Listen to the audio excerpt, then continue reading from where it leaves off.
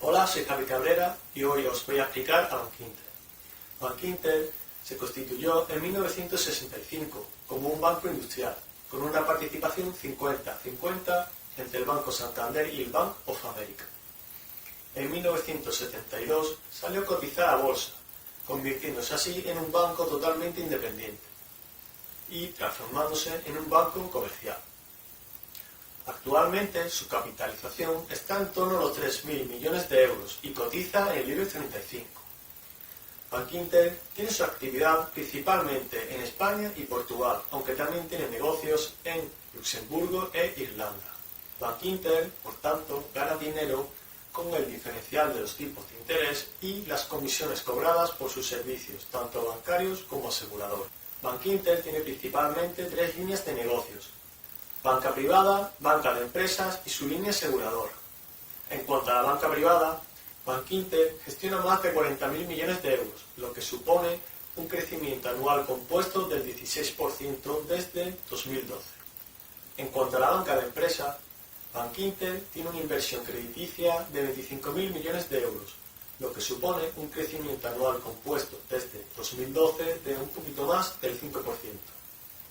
En concreto, en 2019 consiguió un incremento del 5% con respecto al año anterior, mientras que el sector se apuntaba a una caída del 2,7%. Por último, su línea aseguradora, que está encabezada por la ya conocida línea directa, que cuenta con unos 3,2 millones de pólizas, que se centra principalmente en hogar, donde las primas crecieron en 2019 más de un 10% frente a un sector que creció un 4%, y motor, donde las primas crecieron en torno al 2,7% frente al 1,5% del sector.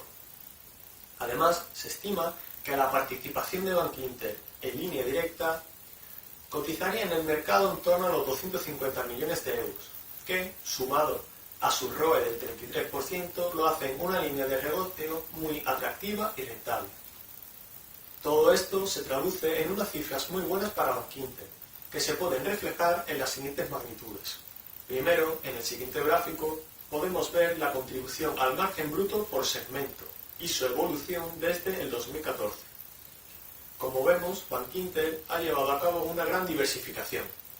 Segundo, podemos observar el increíble aumento que ha experimentado el beneficio neto de la compañía, con un crecimiento anual compuesto del 24% desde el 2012, lo que ha significado multiplicar su beneficio por más de 4 veces en apenas 7 años. Y todo esto en un sector poco propicio para ello, teniendo en cuenta los tipos de interés cercanos al 0% o incluso negativos.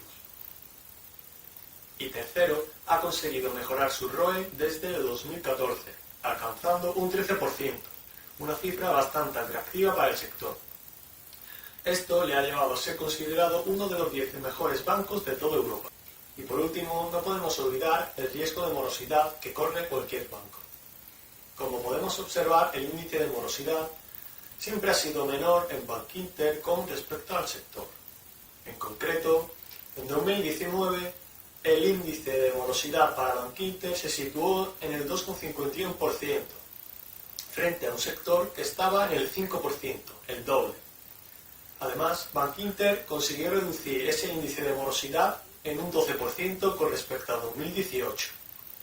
A pesar de estas razones, Bankinter apenas está cotizando un PER 5 frente a su media de 15 veces desde 2010 y a un Price to Book de 0,65 veces. Si a los beneficios por acción estimados por los analistas para 2022 le aplicamos un PER de 12 veces, por debajo de su media, podemos llegar a un precio objetivo de en torno a los 5,30 euros por acción, frente a los 3,5 euros a lo que cotiza más o menos hoy en día.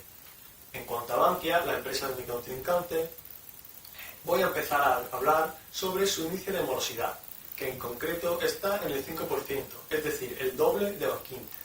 Esto puede tener una repercusión en los beneficios muy grande. Además, sus retornos también son peores, puesto que obtiene un ROE del 4% frente a un ROE del 13% de Bankinter. Es decir, podríamos pensar que Bankinter obtiene mayor rentabilidad asumiendo un menor riesgo que Bankia. Por otra parte, Bankia nació en 2010 de la fusión de las 7 cajas de ahorro que fueron rescatadas y nacionalizadas como consecuencia de la crisis del 2008, lo que provoca para ciertos inversores y clientes cierto rechazo, ya que evoca a esos años en los que no se hicieron las cosas de la manera más correcta. Por tanto, la confianza en Bankia, un activo muy importante para un banco, está bastante dañada. Y por último, Bankia sigue siendo en un 61% del Estado, lo que muchos inversores ven con malos ojos, debido al poder de decisión y a los diferentes puntos de vista que puedan tener los diferentes gobiernos de turno. De hecho, existe cierto riesgo de que Bankia vuelva a ser nacionalizada, puesto que miembros del gobierno ya lo han planteado, y esto haría un gran daño al accionista. Muchas gracias y un saludo. Hola a todos, mi nombre es Pedro Cid y en la segunda fase de Value Challenge voy a hablar de bancos, las ventajas de invertir en Bankia frente a Bankinter. Como introducción, Bankia se crea en el año 2010 como resultado de la fusión de antiguas cajas de ahorro, pero estas nacen con una posición de capital bastante mala, por lo que al final el Estado la acaba inyectando más de 22.400 millones de euros. Actualmente es el cuarto mayor banco español por volumen de activos. Cuando vamos a invertir en un banco, y más en la situación actual, lo primero que tenemos que hacer es preguntarnos si está bien capitalizado, ya que si no lo estuviera puede ser un enorme error de inversión, como vimos en el pasado con Popular. Bankia tiene el mejor ratio entre la gran banca española. Si vemos el ratio CET1 Full Loaded, es cercano al 13% y ocupa la primera posición en el ranking de la gran banca. Bankia también ha estado haciendo los deberes en lo que se refiere a reducción de activos problemáticos y actualmente le permite estar con una posición de un 3,3% de NPAs netos, que es una posición bastante cómoda. Bankia también se debe destacar que está muy focalizada en lo que es hipotecas. Muchas de ellas pues ya han pasado otra crisis financiera, por lo que la probabilidad de que impaguen ahora es bastante baja, además suponiendo que estas hipotecas ya han amortizado una gran parte del préstamo. También el sector privado español está mucho mejor que lo que lo hizo en la crisis pasada. Vemos que el desapalancamiento al que se encuentra ahora pues es mucho mejor. Está en mínimos desde el año 2004. Y al final lo que vamos es a valoración. Bankia es una compañía muy barata en un sector muy barato. El sector yo creo que debe cotizar barato porque se enfrenta a unas dinámicas muy negativas, pero Bankia lo hace de una manera excesiva. Vemos que incluso cotiza con un 34% de descuento frente al sector en lo que es price to book. Y al final, si compramos muy barato, pues podemos obtener un buen potencial de revalorización, que yo en Bankia calculo del 80%, basándome en los beneficios normalizados de 600 millones y un múltiplo de 8,5 veces, que es un múltiplo bastante bajo, pero para el sector en que está creo que es adecuado. También otros aspectos positivos de Bankia es que el management lo ha hecho bastante bien, teniendo en cuenta el mercado tan adverso al que está, de bajo tipo de interés, y por ejemplo la fusión con Banco Mare Nostrum pues la ha hecho de manera bastante positiva. Las sinergias, que es algo que nunca se suele lograr, Bankia lo hizo en mayor importe y en menor tiempo. También es importante que el management tiene la intención de distribuir de pagar dividendos a los accionistas, dividendos que sean superiores al exceso de capital de un 12% del CET1.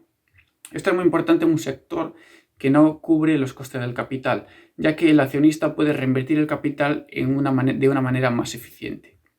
En Bankia también no se va a ver afectado por la regulación futura, lo único que puede tener cierto impacto es MiFID IV, un riesgo operacional, pero en general no se espera ningún impacto negativo. Incluso otras normativas podrían suponer un release de CET1 y aumentar pues, lo que es al final la capacidad de pagar dividendos en el futuro. También hay cierta opcionalidad que no está en el precio, pero de producirse sería muy positiva para Bankia, como puede ser una subida de tipos a futuros, o si la prima de riesgo de España aumentaría lo que es operaciones ROF, ya que su cartera de inversiones aumentaría la rentabilidad. El otro banco que os voy a hablar es Bankinter. Bankinter es el banco más caro de España por valoración.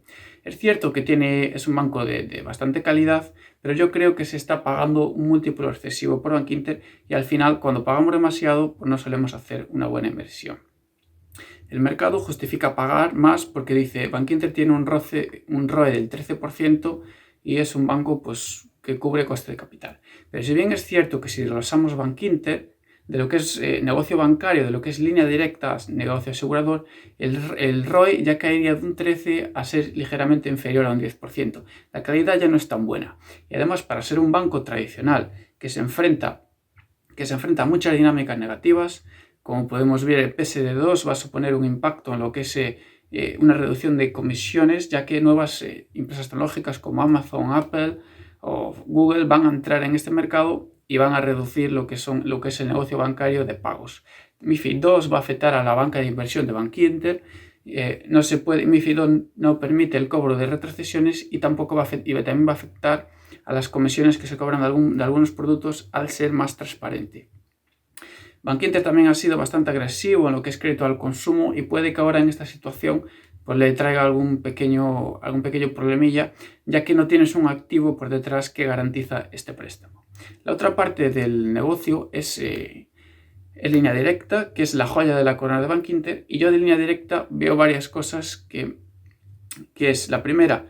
Tienes un ROE muy alto, sí, pero en un mercado que no crece. Al final no tienes capacidad de reinvertir el capital y este ROE al final te aporta poco valor. Y por el otro lado, línea directa tiene un ratio combinado de cerca del 88%, mientras que el sector está en el 94%, por lo que yo creo que este ratio no es sostenible a largo plazo. Mapfre, que es el líder, lo tiene en 93,7%, Catalana Occidente, una compañía bien gestionada, en 94%, y Mutua en 93%. Por lo tanto, yo creo que línea directa va a sufrir en lo que es su margen a futuro.